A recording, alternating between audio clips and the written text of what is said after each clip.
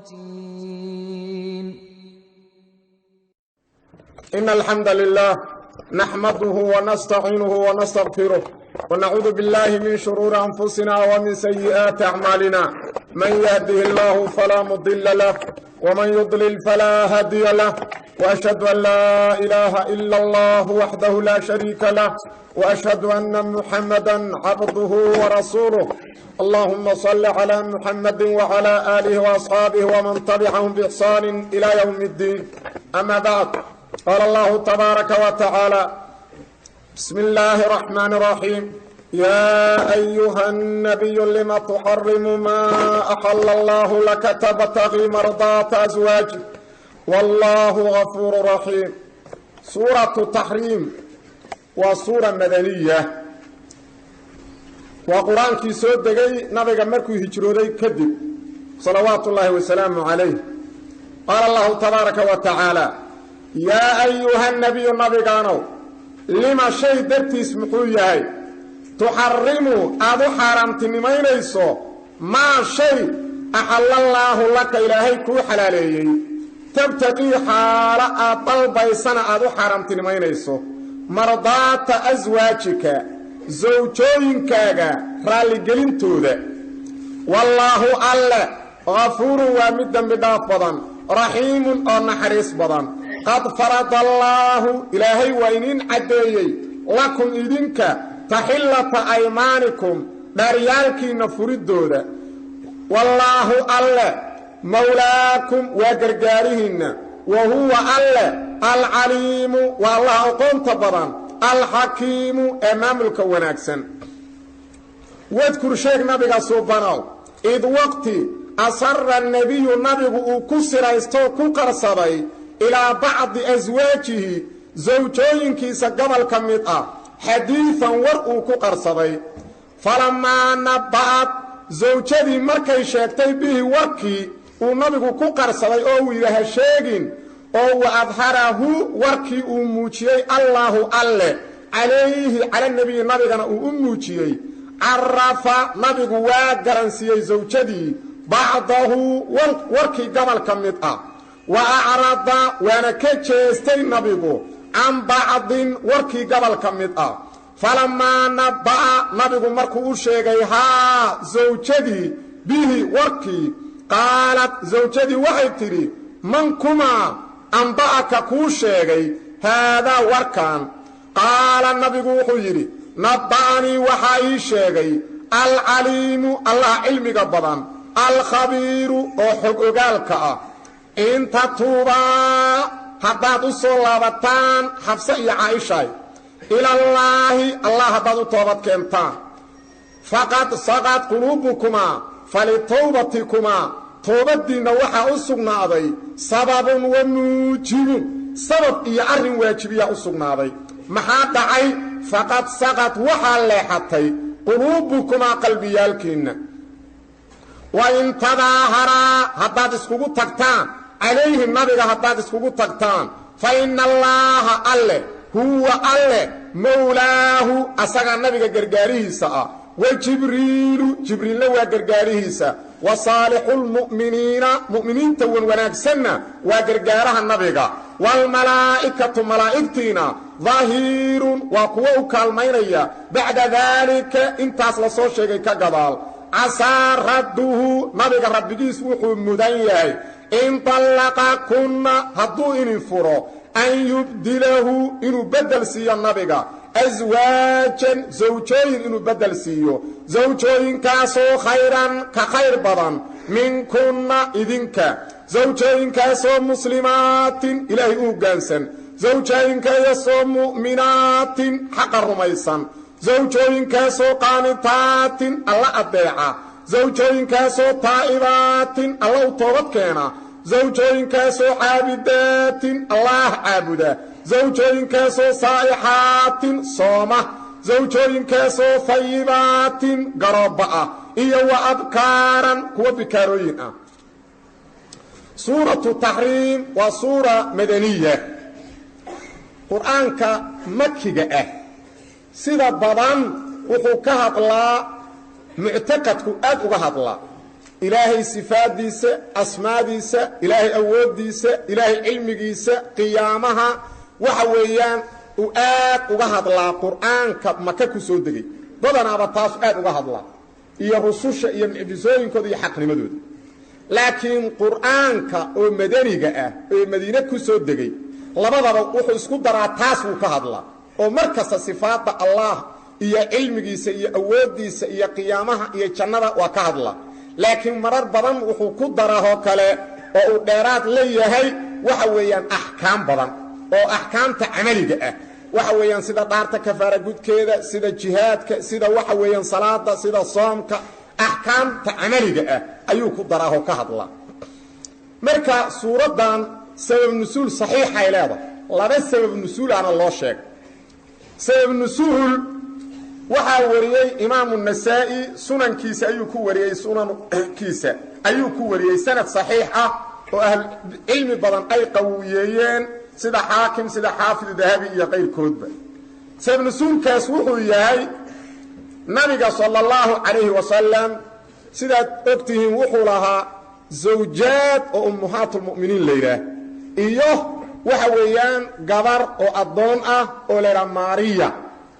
adoontu waxay xalaal ugu tahay ninka sida zawjadiisu xalaal ugu tahay maalmaha kamida marka waxa dhacday adoontiisi Maariya uu wuxuu ugu galmooday guriga Xafsa binti Umar ibn al-Khattab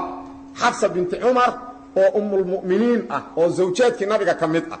gurigeeda ayuu ugu galmooday Xafsa way ogaatay arintaas ay ka xumaatay markaasay nabiga kala hadashay sallallahu alayhi wasallam oo tiri waxaad igu sameeyday waxaadan qof zawjaadkaaga kamida gurigooda ku sameyn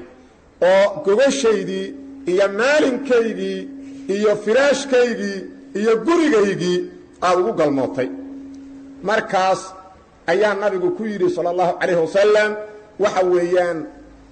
waan iska xarimay Maariya adoontaydii xaraam iga tahay kadib laakiin qof u sheegin Maariya waa adoontii nabiga u dhashay waxa weeyaan wiilkiisa Ibraahim aha qof u sheegin bis ta oraday Aisha ugu bishaaray ay tiri Aisha bishaarayso ma ogta waxa dhacay sidaas dhacday marka waa khada weey taas waxa dareemayda ummahatul mu'miniin waa gabdhihii waxa weeyaan saxaabada kuwii ugu qayrka badnaa weey laakiin waxa dareemayda sida nabi iyo malag oo kale ma macsuuma waxa dhici karta mararka gabal in khada ka dhaco wax macsuum ah oo aan dambi ka dhicin waa malaa'ikta iyo nabiyaalka bal aadanka kuwa ugu qayrka badan khada waa ka dhaca laakiin haddana khada markuu ka dhaco ilaahooday u laabtaa sababteeda waxa dhici karta markii horan khada uu ka dhicin iyo markii inta khada uu ka dhacay ay toobad keenaan in darajadoodu sarayda markii toobadkan dambe sababtoo ah khada ka dhacay way toobad keenayeen ilaahay waa dalcsiina marka malaa'ik ma aha macsuumiina ma laakiin waa kuwa ugu qayrka badan bacda al-anbiya dadka ay kamid yihiin soo ma jeedid marka taas waa sabab nusuul saxiixa oo sugan wuxuu yahay sabab nusuulka kale oo saxiixa oo Bukhari iyo Muslim ku sugan wuxuu yahay nabiga sallallahu alayhi wasallam sida ay ahayd caadadiisu galabtii markuu casirka tukado uu soo mari jiray reerihiisa dhan ama zawjooyinkiisa uu soo mari jiray tanuu imaan bal warama seetin xaalkiin waa ka gudbin tanuu imaan markaas marka ugu dambeeyo wuxuu ku soo qatimaya tii uu caawa waxa weeyaan gurigeeda lahaa ayuu ku soo qatimaya marka zawjooyinkii nabiga sallallahu alayhi wasallam mid kamid ah zawjaadkii nabiga ula jeeda mid kamid ah oo waxa weeyaan Zaynab binti Jahsh ayaa malab gurigeeda u yilay malabkaas marka asirkii marka u yimaaday siida malabka waxyaalaha macaanka xalwiyaadka nabigu waa jeclaa malabkaasay siida badanaana waxa la ogsoon yahay dumarka la isla qabo mid kamiduhu ma jecla guryaha kale in laga helo oo uu ka helo zawjku waxaysan gurigan uusan ka helin arintaasay xoogaa dhibsadeen marka waa u tashadeen Aisha iyo Xafsa riwaayadaha gabalna waxay ku darayaan qaar kale oo zawjaadka nabiga kamid ah sallallahu alayhi wasallam way u tashadeen waxay raadeen inaan ka goyno way malabkaas oo gurigaas laga soo siinayo see uga goynaa marka nabiga sallallahu alayhi wasallam wuxuu nabcaa in afkiisu soo karo ama soo uro wuu nabcaa ila malaa'ik ayuu la kulmaya oo wax weyn u imaanaya saas darteeda aad ayuu nabigu diibka u jeclaa iyo carafta cadaygan ugu dadaali jiray marka urka wuu nabcaa marka waxay yiraahdeen waxaan leenahay waxa weeyaan markuu noo yimaado akalta almaghaafir ma waxaad cuntay xabagta maqaafiirka la yiraahdo aan dhiraahno ma alla markuu noo yimaado saas aan dhiraahno bis marka uu yiraahdo war ma cunin waxaan leenahay inni ajidu minka riiha almaghaafir hadda aniga xabagta maqaafiirka la yiraahdo iga soo kaakarayna marka waxa dhici karta marka sidii ay dhacday mid alla mid u yimid saas tiraaday ku heshiiyay bis mid uu yimid markaas ay tiri akalta maqaafiir xabagtaas aad cunta maan maqaafiirku waa xabag oo xoogaa shiira leh markaasuu ma cunin laakiin guriga Zaynabaan soo maray malaban ka soo cabay markaas tii waa gartay shinnidii malab ka sameeyay waxay soo cuntay xabagtaas markaasuu biswe masaasaha bal xaraam iga ta marka maanta kadib malabkaas marka laakiin qof uu sheeg qofna uu sheeg waxa weyn waa cajiib way dumar bis ta oraday tii kale u sheeg ay tiraahdo waa ka gooy tii kalena markuu tagay sidii ku tiri akalta maqaafiir markaasuu ma cunin inuu xabagta gaas malaban soo cabin soo tagal way shinidii daaqday hadan gar marka arintaas culays weyn ayay keentay nabiga sallallahu alayhi wasallam hadith kana sahih muslimka ku sugan oo bukhari laftirkiisuna uu wariyay bukhari muslim ku sugan wuxuu sheegay nabiga sallallahu alayhi wasallam inuu dhaartay oo dumarko dhan ka dhaartay inta xoogaa u carooday inuu dumarko dhan ka dhaartay ayuu cadayna oo waxa weyn Umar ibn Khattab wuxuu yiri meel tuulada ka baxsan deganaa aniga nin ansaari ah waxaan sameey jirnay ninba maalin uu soo aad jiray magaalada ninba maalin markuu maanta soo aado wixii quraan oo soo degay iyo wixii waxiye oo soo degay ayuu soo baranaa wixii akhbaar ah cadawa meelble ka soo duulay ciidankii muslimka oo maqnaasaas ay la kulmeen wixii akhbaarana waa keena caaw marka wuxuu keena asagoo wada wixii waxyi soo degay iyo wixii akhbaarta muslimiinta khalaas ana bariyan baxa ana intii oo kala tan keeni saasan u miiraysan jirnay sidaas u ahayn maalinka markuu inta baxay yimid uu iridi soo garaacay yiri war arin weyn dhacday kaasaan yiri cadow markaasna soo baxayana loo sheego markaas war ma cadowgii baa yimid markaas yiri ma wax ka darana dhacay markaasaan yiri waa maxay markaas yiri nabigu dhamaan sawjaadkiis waa furay bis wuxuu yiri waan yaab subaxdii markaan tukaday ayaan dharkayga xirxirtay waan baxay saadkii markaan tagay waxa weeyaan dadkii masaajidka agtiisa fadhiyaan waxa weey waxay ku sheekaysan dhulkay saas u xariiqayaan oo qof walbaaba waa murugsan marka waxa lagu sheekaysan nabigu sawjaadkiis waa furay arintii bis waan soo tagay yiri waxa weeyaan xafsan u yimid xasu waa booyida maxaa dhacay nabigu ma inuu furay war kamaayay waa soo tagay nabiga uu imid adoonkiisoo banaanka jooga aan iriyo nabiga hor iiso idan weydii ta tagay uu igu soo laabtay yiri nabiga waan u sheegay warkaadii ilamana hadlin waa tagay yiri cabaar markaan joogan soo laabtay taarintii la joogi waayay waxaan iiso idan weydii dana wuxuu yiri wax wara wali nabigu ima siin markii dambe on dhaqaaqu ii yeeray kaas yiri nabigu waa ku idmay soo qab bis nabiga uu imid markaan uu imid aan iriyo rasuulka ilaahay oo anaga quraysh daan ahayn oo dhankaas iyo maka deganeen dumarku nuguma soo afceli jirin hadda meeshan haddaan nimid nimankan ansaareed oo la darisnay dumarkoodu way ku afceliyaan dumarkeenina way ku warbarteen oo way ugu warceliyeen anayba maalin ugu warceliyeen zawjadayda markaas nabigu wuxuu waa murugsanay waa dhol cadeey inuu nabiga ka farxiyo raba oo uu murugada iyo culayska ka dajiyo oo uu ka dajiyo markaas haddana u celiyo wuxuu weeyeen marka nabiga xoogaa farxadaas aan ka dareemay aduu qiso kale hadan u sheegay dhowr goor uu ka farxiyay aan rasuulka Allah ma furta islaamiga markaas uu yiri ma furin markaas aan nabiga dadku ugu bishaareeya markaas uu ugu bishaarada bis markaas inta masaajid iridiisa istaagaan oo bishaarayta nabiga sawjooyinka ma furin markaas uu ka dhaartay bil bis nabigu inta soo baxo gurigiisii markaas ay rasuulka Allah waa dhaartay bil dhaartay 29 aad maqantay markaas uu yiri bishu 29 waa noqotaa 30 waa noqotaa bishu خلاص suuradan marka way soo degtay labada sababba marka waa saxiix haday labada sabab saxiix yihiin waxaan ku soo ogaanay kitaabkii muqaddimatu tafsiir oo usul tafsiir waxa weyn laba dariiqay mufassiriintu leeyihiin inay yiraahdaan laba goor suuradu soo degtay oo sabab walba asagoo taagan suuradu marba soo degtay hadana sababka kala taagnaa waa soo degtay qowlkaas miisaal saxiixa male qowlka thaabidka ah adiladana leh waxay tahay labada sabab ama saddexda sabab oo taagan in hal mar aayadu soo degto ama suurad sidaasana fiican marka waxaan leenahay labada sabab mar haday saxiix yihiin labada sabab ayagoo jira ay aayadu soo degtay oo waxa nabigu xarimay maariyana waa tahay waxa weyn malabkana wayt labadaba waa sugan tahay marka taas ayaa marka aayada ilaahay ka soo dejiyay nabigana ilaahay arintaas uu ka edbiyo uu ka canaantay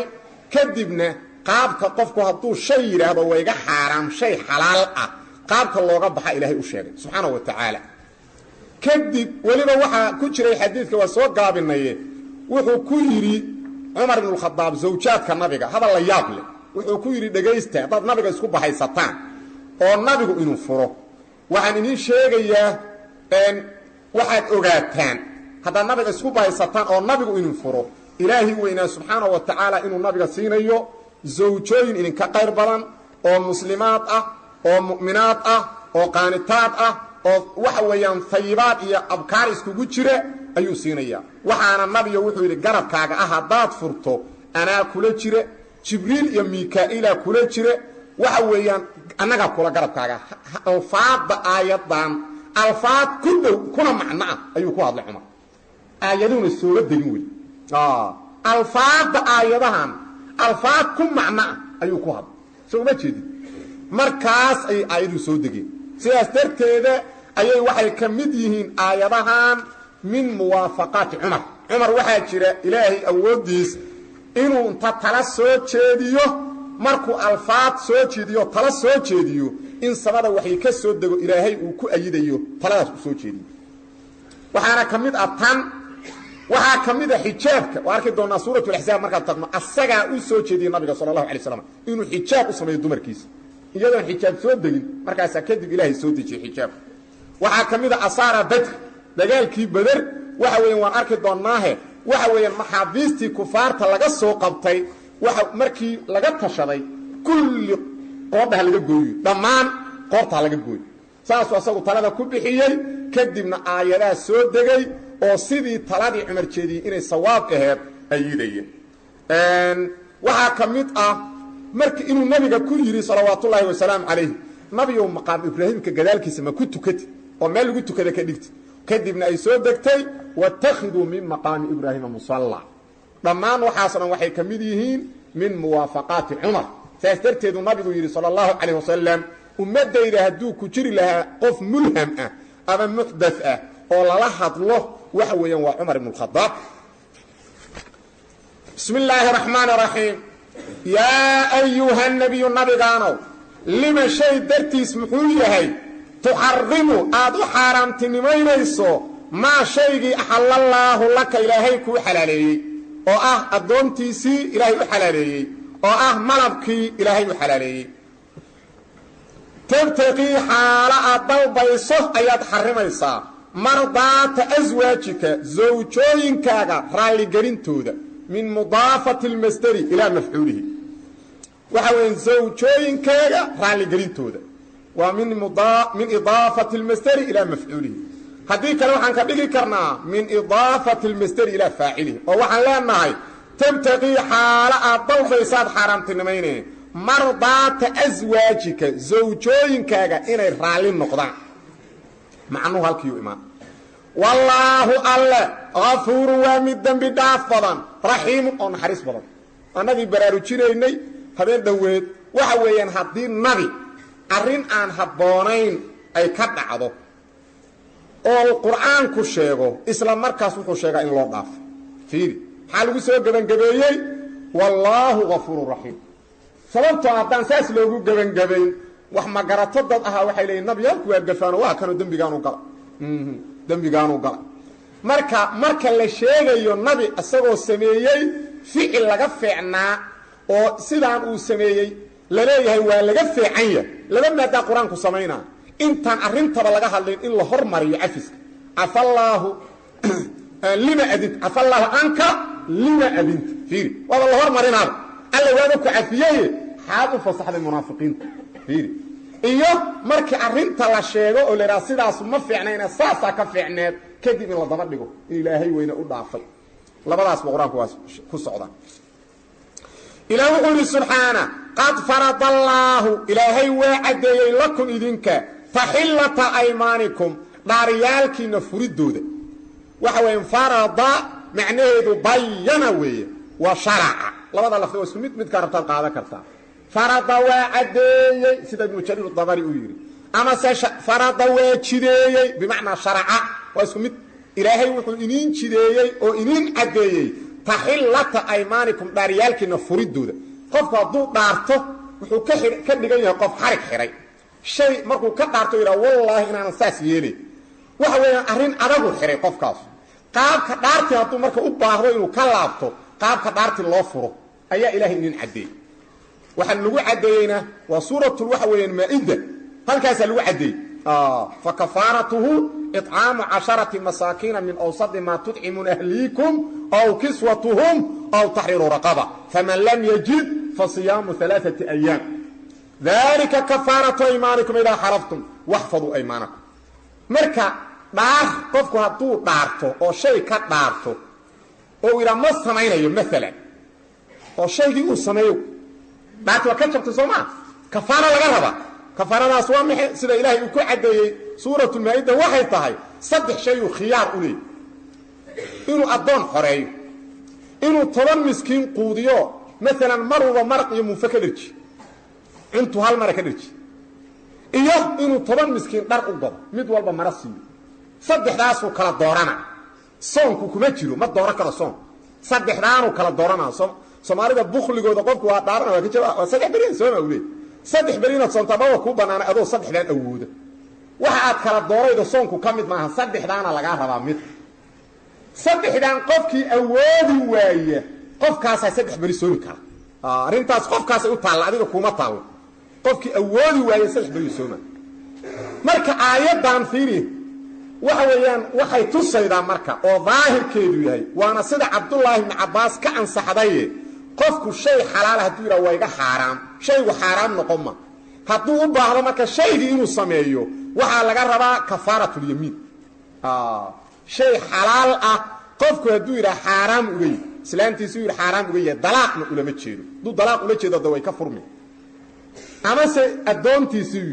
ama inta xalaal uu yiraahdo xaraam iga ta xaraam noqomaydo laakiin kafaaratul yamiin laga rabaa waa inuu 10 miskiin quudiyo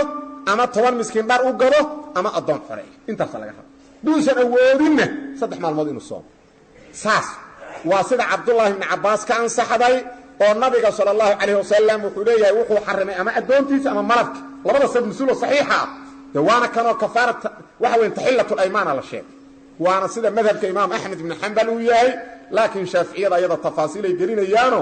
waxa weeyaan zawjada iyo adoonta maahna waxyaalaha kale qofku haduu yiraahdo way iga xaraam waxay leeyihiin waxba kafaara laga rabo laakiin aayadda sidaas daahirkeeda ku cad waana sida xadrul umma caalimkii ummadan Abdullah ibn Abbas uu aayadda ka fahmay sidaas weeyo qof kasta oo yiraahdo shaygan way iga xaraam shaygu xaraam noqon ma laakiin kafaara laga rabaa haduu shaygiinu sameeyo u baahdo ilaahu subhanahu wallahu alla mawlaakum wa gargaarihiina asaga naasir inuu idin gargaara wa huwa alla al-alim wa alla aqam badan al-hakim wa alla hikmat badan oo shay walba meesha ku munaasib ka dhiga wa id asara nabiyyu fi'l soo qadare kur ta'alluji wadkur sheeg nabiga subhana ummadaada u sheeg id waqti asara nabiyyu nabigu uu ku qarsaday oo ku siraystay ila ba'd azwaaji zawjooyinkiisa gabal kamid ah oo xafsu ku siraystay markuu adoonta waxa weeyaan uu iska xarimayay xafsu ku siraystay حديثا إذ وقت أصر النبي نبي كسريستي إلى بعض أزواجه زوجوينكي سقبل كميد حديثا فقا فلما نبعض مركا وكسريستي هالشيقنوي وين شاكتي مركا فلما نبعض زوجتي مركا شاكتي به وركي وأظهره الله ألنا وركي وأموتي عليه النبي ilaaha u sheego yiri warkii way sheegtay atiga sheeg alla nabiga u muujiyay wa adharahu allah warkiina alla u muujiyay alayhi nabiga korkiisa عرفه نبي وغرانسيي زوجتي بعض وركي قبل كميد واعرض وانا كجيس عن بعض قبل كي كله waxa weeyaan warkii inuu og yahay xogaa u dulmar mid waxa weeyaan uma taabsin nin weyn sidoo wax u og yahay uma sheegan la yiraahdo waxa weeyaan maadaan saas dhihin waxa weeyaan heerkaas ma aha waxa weeyaan warkii in sirtii fakiray buu tusaalay bas laakiin mid waxa weeyaan uma sheegin taasna ikhtiyaarnimada iyo khuluqa wanaagsan ay ku tusayda marka waa u sheegay inuu ogaaday warkii inay faafiday falama nabaaha zawjadi markuu sheegay bihi warkii inay faafiday qaalat zawjadi waxay tiri man kuma anbaaka ku sheegay hada warkan marka nabigu kama qarin allah ii sheegu yiri qaala nabigu wuxuu yiri nabaani waxa ii sheegay al alim allah ilmiga badan الخبير اوغالك الله ان wax ka qarsoon la rakaasa ay sheegay duusan saas badii lahayn hatta tuhma imaalaheed war masaaxiibad baadi abu sheegtaa ka faafiday ima karta Soomaa خلاص ilaahi waa dawey hadda waxa la hadlayaa inta sore nabiga ka dhaar xarimidu uu iska xarimay waxyaalaha u xalaasha ah ayaa ilaahi weyna subhanahu wa ta'ala ku eedbinayay xukunkeedana u cadeynayay hadeerna waxa la hadlayaa oo la edbinaya labadii ummahatul mu'miniinka kamid aha oo waxa weeyaan nabiga u tashaday sallallahu alayhi wasallam oo leeyahay arintaas waa qalad ka toobad keena labadoodana sida xadiis saxiixa ku sugan waxa weeyaan waa Hafsa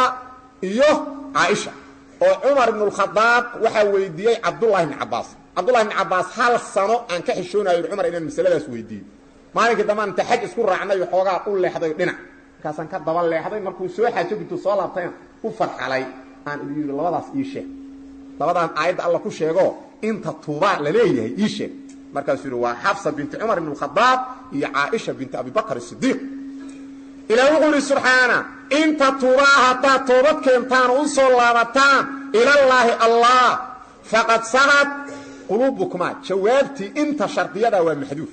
tanu jawaabti maaha faqad sahat jawaab laga ma dhigi karo sababta macnaha bay iswaafaqeen hadaad ilaahay u toobad keentaan qulubtiina waa leexad haday toobad keenan qulubtu ma leexayd qulubtu waa toosay marka waxa weeyaan inta tuuba hadaad toobad keentaan ila Allah u toobad keentaan jawaab soo qadaro fali tawbatikuma sababun wa mujib toobad keenkiina sabab iyo arrin waajibida u sugnaaday arrin inaad toobad keentaan keensayda ayaa jirta ama mid ka fudud soo qadaro tuqbala wala in ka aqbalaan hada toobad keentaan tuqbala wala in ka aqbala wala in ka aqbala sidaas maxaa yeelay faqad saqad marka waa ta'liil sababta toobad keena loo leeyahay la cilayna faqad saqad maxaa yeelay waxa leexatay qulubukuma qalbiyalkin qulub hada waa jamac وانا لبا قلبي وعائشه iyo Hafsa marka waxay ku tusaydaa mararka gabal musanna wala jamcika waxaana keenay in la jamciyo mudaf ilayga musanna noqdo kumaadaas ilaahu quli subhana toobadiina wax waajibiya u sugnaaday sababtoo ah qulubtiina leexatay wa in tadahara hadaad isku kaalmaysataan oo iskugu tagtaan عليه النبي هذا اسكو تكتان او اسكو كالميستان الا او تشدين فإن الله الله هو مولاه اسغا غرغاريس الله ميغيسا او غرغارا وجبريل نوى ميغيسا وصالح المؤمنين تكودا وناغسنا نبي ميغيسا يهين او غرغارا ويهين والملائكه ملائكتنا غرغارا ويهين والملائكه ملائكتنا ده ومتدكدغو ظهير وقوه كالمينيا بعد ذلك انت اسكغدال انت سو شيء كغدال ملائكتي waxa weeyaan waa ta'miim ba'da takhsiis marka waxa la soo sheegay jibriil kadibna malaa'iktii oo dhan marka waxa la leeyahay idinka meesha ku dhibaatoobaye waxa weeyaan nabiga ilaahi weynaya garabkiisa iyo inta wanaagsan oo dhan asa rabbuhu nabiga rabbigiis wuxuu mudan yahay in talaqakunna haduu inin furo an yubdilahu inuu badal siiyo nabiga أزواجا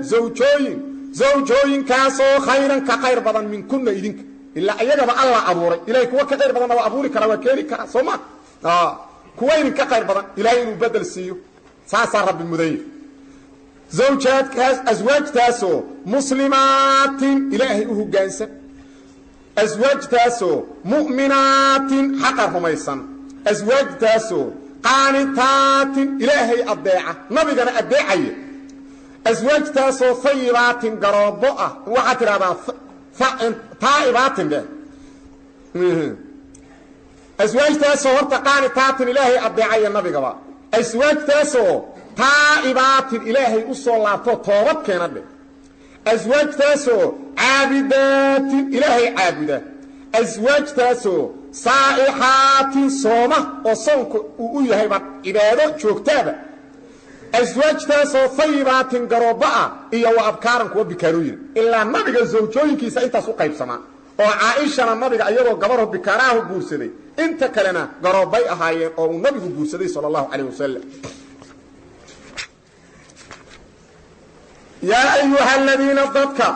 آمنوا حقهم أيانوا قوا إلالية أنفسكم نففيالكين إلالية وأهليكم إهليالكين إلالية نارك إلالية نار تاسو وقودها كان لقشدية الناس ضدك أيهين إيا والحجارة القدحان نار تاسو عليها كركيدة ملائكة أيهاتي ملائكة تاسو غلاذ قلقلفسن ملائكة تاسو شداد أبأبك ملائكة تاسو لا يعصون الله أنكو عاصين ما أمرهم وحيئوا أمري أو يفعلون سمعيا ما يؤمرون وحل أمري يا أيها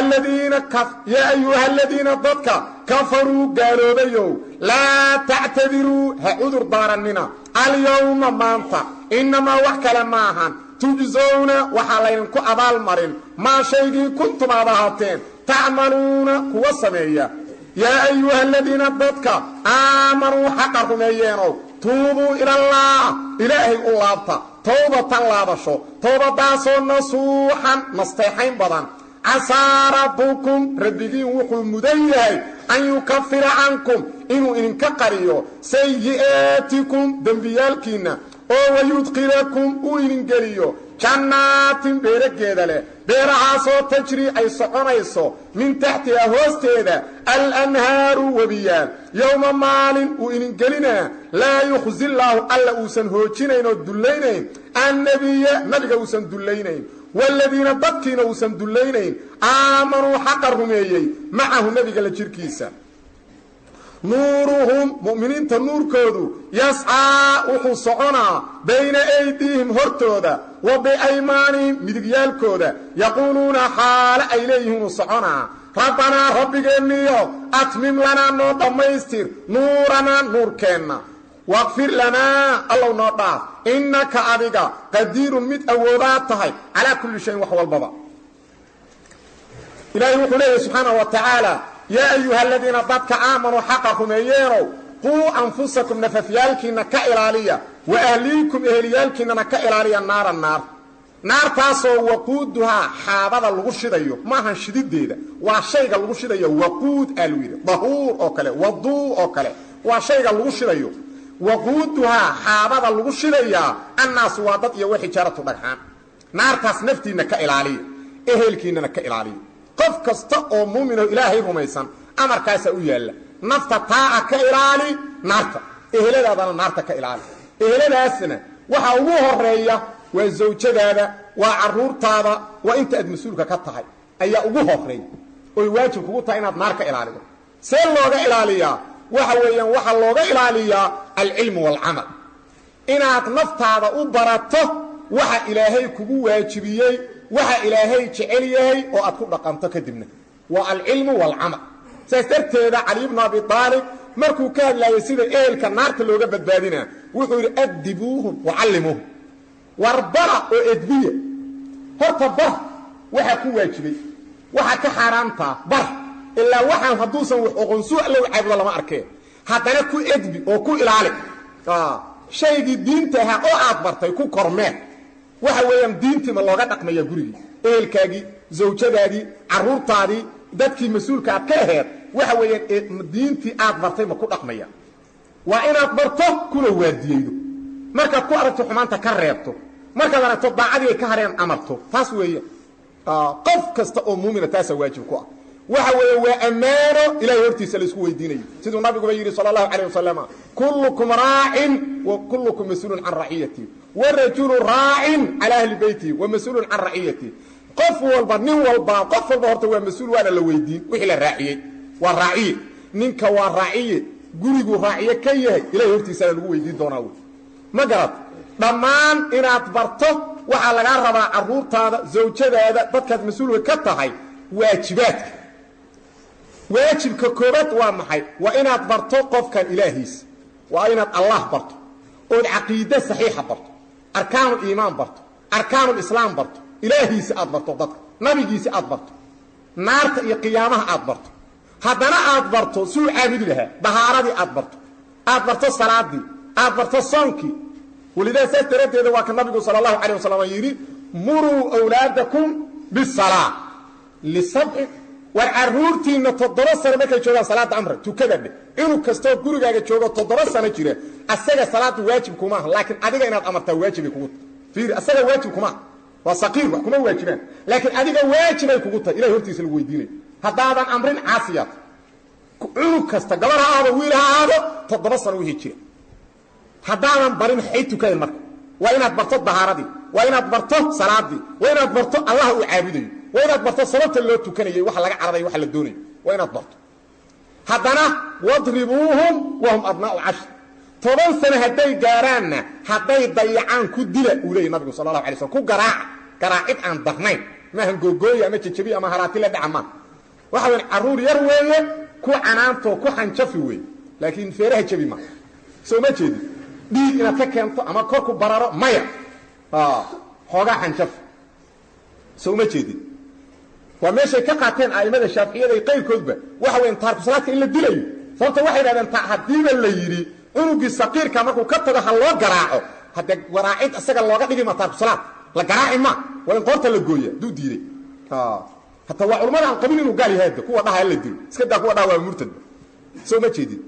haddana nabigu wuxuu yidhi wafariquuhum fi lmadaajici wafariquu baynahum fi lmadaajici jiifkana ku kala geeya carruurta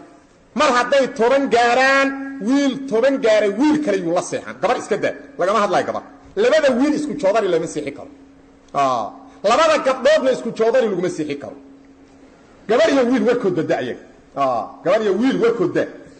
waxaa la rabaa qol kale haddii ilaahay kuu waasiciyey inaad gabdhahana qol seexido wiilashana qol seexido laakiin gabdhahana gabar walba joodarigeeda ama sariirteeda wixii ilaahay ku karsiiyey ood awoodo meel gooniya seexi gabadhaana meel gooniya seexi wiilkana meel gooniya seexi wiilkana kale meel gooniya yay isla seexan ku tarbiyee diinkaas sidaas weeye carruurta sidaas laga raba mas'uuliyadaas waa ammaano ilaahay hortiisa la isweydiin doono waa ammaano carruurtaas zawjooyinku waa ammaano hadday yihiin bar diintaas macallinka aad u geynaydo u fiirso qof walba carruurtaada ha u dhiibin waa ammaano